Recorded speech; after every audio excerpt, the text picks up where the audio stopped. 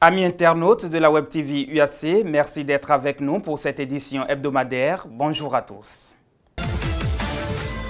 À la une de cette semaine, les étudiants de l'université d'Abomey-Calavi ont pris d'assaut les rues du campus mercredi dernier. Les revendications sont très nombreuses. Ils sont aussi allés exprimer à l'autorité rectorale le mécontentement du silence de celle-ci face aux mesures de restriction de leurs divers acquis par le gouvernement en place. Outiller les étudiants en licence de l'UAC sur les techniques de recherche d'emploi, c'est l'objectif d'un atelier de formation de 3 jours initié par les autorités universitaires.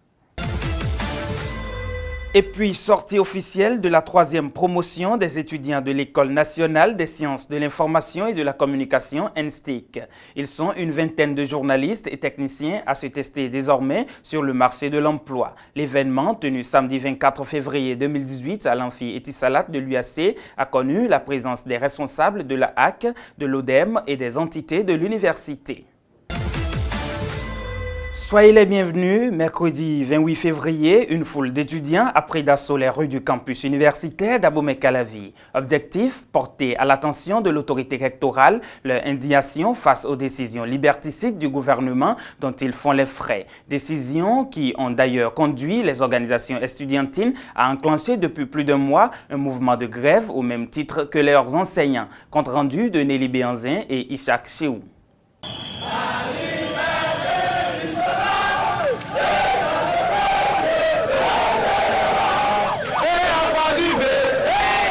Contrairement au calme qui règne à l'UAC depuis le début des mouvements de grève des enseignants et des étudiants, mercredi 28 février est un jour spécial sur le campus. Des centaines d'étudiants, pancartes à la main, crient au bafouement de leurs intérêts et libertés et exigent, entre autres, l'abandon de la décision du Conseil des ministres qui annonce la hausse des frais d'inscription dans les universités nationales du Bénin pour le compte de l'année académique à venir. Le paiement sans délai, aucun des arriérés de bourse, secours, frais de mémoire et de stage à tous les ayants droit. Le rétablissement sans condition des organisations fêtières d'étudiants et institutions spécialisées affiliées dans leurs droits. L'achat de nouveaux bus pour faciliter le transport étudiant. Monsieur le recteur, nous avons contribué activement à votre élection. Aujourd'hui, il se fait que nous souffrons, nous étudiants d'abord, et ensuite nos enseignants qui sont vos collègues. 2 composantes de la communauté universitaire sont en grève. Nous avons observé un silence de la part de l'équipe rectorale. Un silence que nie l'autorité rectorale et situe d'ailleurs les responsabilités. La question des conditions d'attribution d'allocation ne relève pas des prérogatives du rectorat. Cela ne relève pas des prérogatives du rectorat. Ce n'est pas nous qui donnons les bourses. Au niveau de l'inscription pédagogique, vous vous rappelez, j'ai vu quelqu'un balancer ça tout récemment sur les réseaux sociaux. Est-ce que vous avez vu un test qui augmente les frais d'inscription pédagogique? L'arrêté 034, que nous maîtrisons bien, et qui effectivement dit qu'il n'y a pas à payer certains frais. Malgré ça, les chefs de département continuent de percevoir de l'argent. Les frais d'inscription pédagogique qui varient d'une année à une année, d'une faculté à une faculté, d'un département à un département. La marche de ce jour était prévue sur le ministère de tutelle, mais le préfet du littoral, par communiqué diffusé à la télévision nationale, a fait taux de l'interdit et de prendre les mesures sécuritaires qui s'imposent. Monsieur le recteur, vous avez dit on ne nous a pas empêchés de nous exprimer. Ici, oui. Mais voyez-vous, le ministère, l'autorité du tutelle qui est censée recevoir cette motion-là est à Cotonou. Et parce qu'on dit que le ministère est dans un périmètre de sécurité donné et qu'on ne peut pas aller là-bas et tout, on nous a même empêché de sortir de l'université d'Abomey-Calavi. Je voudrais vous féliciter du calme relatif dans lequel votre manifestation se déroule. Et je crois que c'est un des aspects les plus importants de ce que nous appelons franchise universitaire. Nous allons rendre compte de votre motion acquis de droit. En attendant, les organisations estudiantines maintiennent le mouvement de débrayage au rythme de 96 heures par semaine. Comment traiter efficacement les pathologies mentales dites brèves ou de la troisième vague comme les pathologies du travail? La question est au centre d'une formation à l'université d'Abomey-Calavi depuis lundi 26 février. Animée par Geneviève Émile, enseignante à l'université Paris 8 en France, cette formation dure 5 jours et a pour bénéficiaires des psychologues praticiens béninois et des étudiants du département de psychologie de l'UAC. Récit de Edwige Monto. Le deuxième R est la reformulation. Reformulation, c'est reprendre avec nos mots les éléments qu'on a pu aller collecter auprès du patient. Geneviève Émile est psychothérapeute et enseignante à l'université de Paris 8 en France. Depuis lundi 26 février 2018, sur invitation de l'université d'Abomey-Calavi, elle est venue renforcer les capacités des psychologues praticiens béninois. Ce mercredi, elle dispense un cours sur la thérapie cognitive et comportementale. La thérapie cognitive et comportementale fait partie, c'est une psychothérapie. Parce que quand on est psychologue, on sait sur la maladie. Quand on est psychothérapeute, on sait sur la maladie et on sait aussi guider les patients. L'université Paris 8, pour laquelle je travaille, a décidé de mettre en place, de créer une formation sur ce qu'on appelle les thérapies de la troisième vague. Ça veut dire que c'est ce qu'on appelle les thérapies brèves. Les thérapies brèves sont des thérapies qui ne sont plus basées sur le modèle de la psychanalyse, qui étaient des thérapies comme ça très intuitives, qui étaient des thérapies dans lesquelles les patients pouvaient rester allongés des années sur un divan sans rien voir venir. De nos jours, face à une demande très différente des clients, la nécessité d'un traitement à court terme à travers un procédé d'interaction patient-psychothérapeute s'impose. Par ailleurs, les cours que donne Geneviève Émile sont bien appréciés. L'organisation est bien faite, la manière de présenter de la psychologue, thérapeute a été très intéressante. C'est une bonne formation tout d'abord. Bon, pour nous les débutantes, ça nous met d'abord dans le fond du truc et tout. Genre, on comprend plus ce qui se passe sur le terrain. En fait, comme c'est une formation avec une psychologue, elle était déjà dans le domaine et tout, donc elle nous fait part de ses expériences, de ce qu'elle apprend chaque jour et nous apprend aussi genre, les théories, comment on les approche, les méthodes à utiliser sur le terrain et tout. Donc ça se passe bien. Ce que j'ai retenu, c'est les 4 renforcements de Kunjin, si je n'écorche pas son mot, qui part en fait de la recontextualisation, de la reformulation, du résumé et de la récompense, qui sont un moyen de pouvoir accompagner le patient dans la thérapie. Prévue pour durer 5 jours, la dite formation touche 2 cibles principales. C'est une formation qui voudrait vraiment partager l'expérience avec les psychologues béninois déjà présents et qui pratiquent sur le terrain, et aussi les étudiants. Et les étudiants en psychologie du travail et des organisations, la licence professionnelle, tous les étudiants de la licence professionnelle en psy du travail et des organisations, et les étudiants de la faculté classique de psychologie de l'université, du département de la FACH. Madame Émile travaille sur des thématiques variées, à savoir les violences interfamiliales, l'estime de soi, les pathologies de surcharge ou de travail et bien d'autres. Nous restons dans le registre des pathologies. Travailler sur les bactéries microbiennes, les plantes de la pharmacopée béninoise, c'est une passion que nourrit et entretient au quotidien Dr Victorien Douillon de l'école polytechnique d'Abomey-Calavi et PAC. Dans son unité de recherche en microbiologie appliquée et de pharmacologie des substances naturelles, il teste et apporte des solutions à la résistance des nouvelles bactéries infectieuses. De même, il propose les traitements efficaces à base d'extraits végétaux contre plusieurs maladies. Pour en savoir davantage, nous vous proposons de suivre le reportage suivant. Situé dans la zone master de l'ENAM de l'université d'Abomey-Calavi, L'unité de recherche en microbiologie appliquée et pharmacologie des substances naturelles, URMAPHAR, est une composante du laboratoire de recherche en biologie appliquée de l'EPAC. Dirigé par le docteur Victorien Douillon, l'URMAPHAR se consacre à l'analyse des plantes locales et bactéries infectieuses en vue de proposer des antibiotiques contre différentes maladies. Nous avons eu à mener beaucoup d'études sur les salmonelles. Nous avons eu à mener beaucoup d'études sur cette bactérie qu'on appelle Escherichia coli, qui est responsable de la contamination des denrées alimentaires. Nous avons également travaillé sur les bactéries qui provoquent des infections vaginales au niveau de nos femmes, surtout les femmes enceintes, ce qui relève du volet microbiologie. Maintenant, pour la pharmacologie, nous travaillons sur les plantes de la pharmacopée béninoise. Donc nous nous intéressons surtout aux plantes qui ont des effets antibactériens, parce qu'aujourd'hui, le problème de résistance aux antibiotiques classiques est un problème mondial. À ce titre, mais dans une dynamique d'alerte plutôt que de thérapie, l'URMAPHAR explore également les données épidémiologiques et sociologiques du VIH-Sida dans plusieurs couches de la population, notamment chez les travailleuses de sexe et les homosexuels. Aussi travaille-t-elle sur les plantes à propriété hémostasique.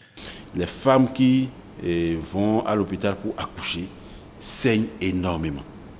Et donc nous avons proposé des extraits de plantes pour lutter contre ces saignements-là, pour les arrêter, pour provoquer, n'est-ce pas, une coagulation rapide. Je peux donner l'exemple de Jatropha multifida, sur lequel nous avons beaucoup évolué, Musa sapientum également, et qui a révélé de très bonnes propriétés hémostasiques.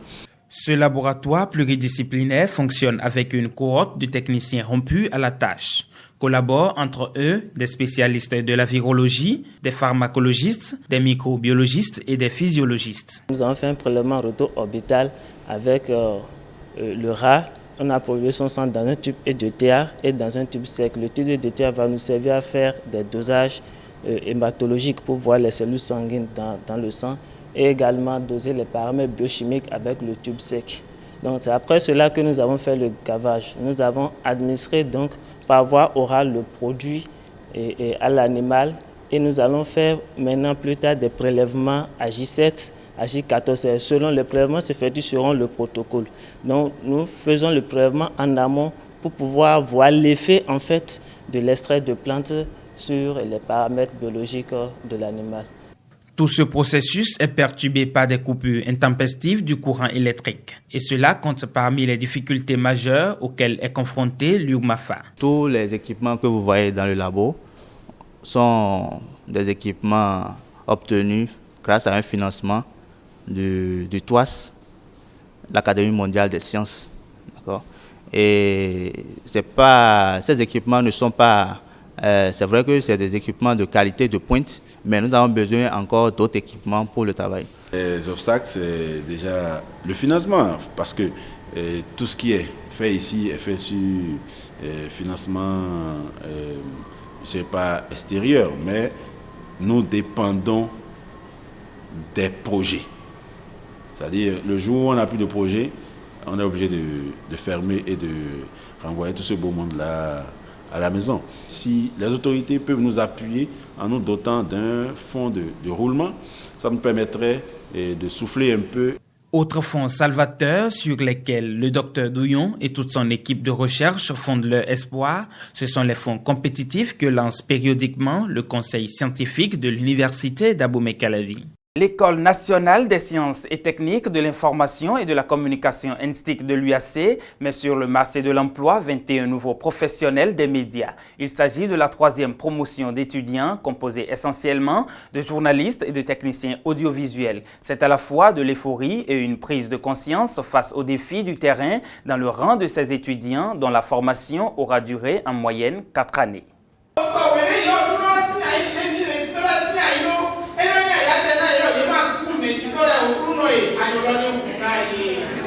Figurez-vous, nous ne sommes pas dans une église.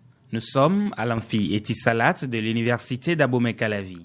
Maman Valentine Godonou invoque l'Éternel en faveur de la vingtaine de jeunes professionnels des médias, dont sa fille que met sur le marché de l'emploi l'École nationale des sciences et techniques de l'information et de la communication ENSTIC. Ce qui nous réunit ici ce matin s'inscrit dans une tradition qui veut que, à un moment donné, le maître puisse dire à son disciple: je t'ai porté, je t'ai conduit à travers les buissons et les sentiers escarpés.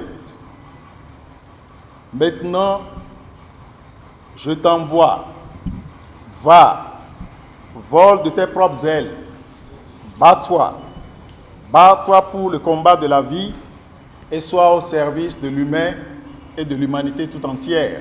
Un service que ces journalistes, reporters d'images pour certains, techniciens audiovisuels pour d'autres, ne pourront rendre que par la satisfaction à des exigences comme la confraternité et le professionnalisme. Le professionnalisme. Je dis bien le professionnalisme. Jean-Jacques Rousseau suggérait aux éducateurs, en évoquant leurs élèves: faites-en vos égaux afin qu'ils le deviennent. En effet, cette devise a permis aux professeurs de l'ENSTIC de dispenser un enseignement de qualité et d'offrir un savoir toujours plus pertinent à nos diplômés. Dans ce pays d'intense vie sociale communautaire et de fraternité, la solidarité est une valeur d'évidence. Il y a un grand bonheur à être solidaire.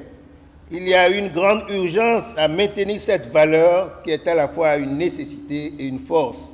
Ils ont leur parchemin en main, mais le chemin parcouru pour atteindre ce stade n'a pas été facile pour ces jeunes dont le processus de formation qui a démarré à Savalou a connu son épilogue à Abomey-Calavi. On a eu des difficultés sur le plan matériel parce qu'on était déjà à Savalou, loin de la majorité des organes de presse. Il n'y avait que 2 ou 3 organes de presse qui pouvaient desservir tout un ensemble d'étudiants, une centaine d'étudiants. Voilà, donc le manque de matériel nous a beaucoup frappé, mais avec l'aide de l'administration, on improvisait des séances de travail, de travaux pratiques au sein de l'école qui nous a quand même permis de garder le cap jusqu'à nos stages professionnels. C'est une formation qui devrait durer 3 ans. On n'a pas eu d'échec durant notre parcours. Maintenant, il y a eu d'autres circonstances qui nous ont amenés à aller au-delà des 3 ans. On ne va plus réécrire l'histoire, on ne va plus revenir sur l'histoire. Ce matin, on est très heureux. Nous sommes aux anges aujourd'hui de recevoir ces parchemins-là qui vont nous servir de passerelle tout simplement pour nous retrouver sur le chemin de l'emploi. Cette 3e promotion de la Haute École de journalisme de l'UAC demeure néanmoins convaincue de l'autre réalité, celle de l'emploi. Coïncidence pour coïncidence, quelles sont alors les astuces et techniques pour chercher et surtout obtenir un emploi par ces temps où la précarité est à son comble? La préoccupation est au cœur d'un atelier de formation qui se tient à l'Université d'Abomey-Calavi du mardi 27 février au jeudi 1er mars 2018. Ayant pour cible les étudiants en licence de l'UAC, le lancement officiel du dit atelier a été présidé par Dr Éléonore Ladékan-Yahi, 3e vice-recteur chargé de la coopération. Bruma Danvidé et Saldas de Guénovo pour le point. Vous êtes véritablement chanceux parce qu'en notre temps, nous n'avons pas ces opportunités. Mots d'espoir, d'encouragement et d'exhortation sont ceux utilisés par Madame le 3e vice-recteur de l'Université d'Abomey-Calavi dans son allocution. À l'occasion de cet atelier de formation sur les techniques de recherche d'emploi et d'orientation professionnelle, elle a invité les étudiants à saisir l'opportunité qui leur est offerte. J'espère que vous également, vous appréciez l'importance de cette séance. Je vous invite donc à beaucoup de participation, à beaucoup d'assiduité, pour qu'au terme des 3 jours, que ce ne soit pas 3 jours de perte de temps, mais que ce soit 3 jours insuffisants pour vous, parce que tant vous auriez souhaité que cela ne finisse pas. Donc au nom de l'équipe rectorale, au nom de Monsieur le recteur, professeur Massime Dacruz, à sa tête, ouvrir solennellement le premier atelier de technique de recherche d'emploi et d'orientation professionnelle. Stratégie, technique et processus de recherche d'emploi sont les grands points abordés dans la présentation du chef d'antenne ANPE du littoral. Toute recherche d'emploi nécessite une démarche rigoureuse afin de ne pas rester au chômage. On ne se lance pas n'importe comment pour dire qu'on cherche du travail. Non, c'est archi faux. Il y a des méthodes, il y a des étapes, il y a des questions auxquelles il faut d'abord répondre avant de dire qu'on cherche du travail. Alors, quels sont ces principes? Ces principes, c'est la nécessité de réaliser son bilan de compétences et de passer à son projet professionnel. Vous avez élaboré un bon CV, vous avez rédigé une bonne lettre de motivation, ça a accroché l'employeur. Il s'est posé une question, mais qui se cache derrière cette lettre-là? Qui l'a rédigée? Mais je vais le voir, je vais le découvrir et t'invite pour un entretien. Alors là, c'est une finale. On ne joue pas une finale pour la perdre. Il faut se préparer. Le problème de chômage est une préoccupation pour les enseignants de l'UAC. Et cet atelier de formation vient renforcer l'initiative récente de la Faculté des sciences économiques et de gestion FASEG. Et l'initiative du rectorat de cette semaine vient renforcer ce que nous avons initié à la FASEG. Rechercher de l'emploi, c'est un emploi à plein temps. L'Agence nationale pour l'emploi ANPE est un grand partenaire de l'UAC et un intermédiaire fiable entre les demandeurs d'emploi et les employeurs. Qu'ils vous souviennent, il y a quelques semaines, nous avons évoqué dans l'une de nos éditions le problème de manque d'ouvrage à la bibliothèque centrale de l'UAC. Ouf de soulagement, la jeune chambre internationale universitaire Étincelle vole au secours de la dite bibliothèque. En partenariat avec l'opérateur de téléphonie mobile Etisalat Bénin, elle a fait don lundi 26 février d'un important lot d'ouvrages scientifiques à l'université. Tenue à la salle des actes du rectorat, la cérémonie de remise des livres aux autorités a eu lieu en présence des représentants d'entités et de quelques enseignants. Cela fait déjà un moment que les réunions de la bibliothèque centrale de l'université d'Abomey-Calavi souffrent de l'absence d'ouvrages plus diversifiés et surtout actuels, utiles à l'édification des cadres de demain. À ce besoin capital vient répondre en partie la jeune chambre internationale universitaire Étincelle à travers l'appui de Etisalat Bénin. Nous avons un outil puissant sur lequel nous nous basons pour faire nos projets. C'est le cadre d'ICI du citoyen actif qui prône une approche participative à travers des enquêtes, des solutions et l'association avec des partenaires pour régler les problèmes de la communauté. Et c'est cet outil qui a été utilisé par la DICI Abomey-Calavi Étincelle pour identifier ce besoin qui existe au niveau de la communauté universitaire. Etisalat Bénin soutient ce projet de don de livres avec un accompagnement financier de 3 millions de francs CFA. Un soutien qui inscrit l'un des plus grands opérateurs de téléphonie mobile du Bénin dans sa responsabilité citoyenne d'entreprise. L'université constitue l'antichambre de la vie professionnelle. C'est ici que toute l'éducation acquise au primaire et au secondaire se renforce et prépare à la vie de cadre. Il importe donc que l'instruction universitaire soit de qualité. C'est donc avec un réel plaisir que la Fondation Etisalat Bénin a répondu à la demande de la GCC Etisalat de doter la bibliothèque de l'université d'Abomey-Calavi de manuels scolaires. Les responsables de l'UAC mesurent la portée du geste et s'en réjouissent. La documentation est un intrant essentiel dans tout processus de formation de qualité. C'est donc avec beaucoup de bonheur que nous participons, que nous présidons à la cérémonie de ce matin. Je peux d'ores et déjà vous garantir que l'UAC, à travers la bibliothèque universitaire, fera bon usage de toute cette documentation que vous mettez à notre disposition. À cette promesse, la JSAI espère une autre, toujours de l'autorité rectorale, en vue de faciliter l'accomplissement de sa mission régalienne en faveur de la communauté universitaire. Nous travaillons sur le campus à travers les formations en développement personnel pour les étudiants. Nous initions des projets mais depuis 20 ans, nous avons un problème de siège.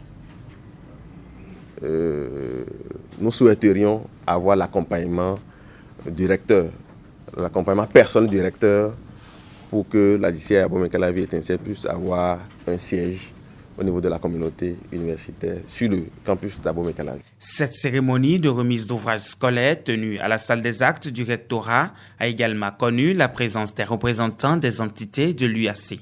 Et c'est la fin de ce journal. Merci de votre fidélité à la webtv.uac.bj. On se retrouve la semaine prochaine pour un autre numéro. D'ici là, portez-vous bien.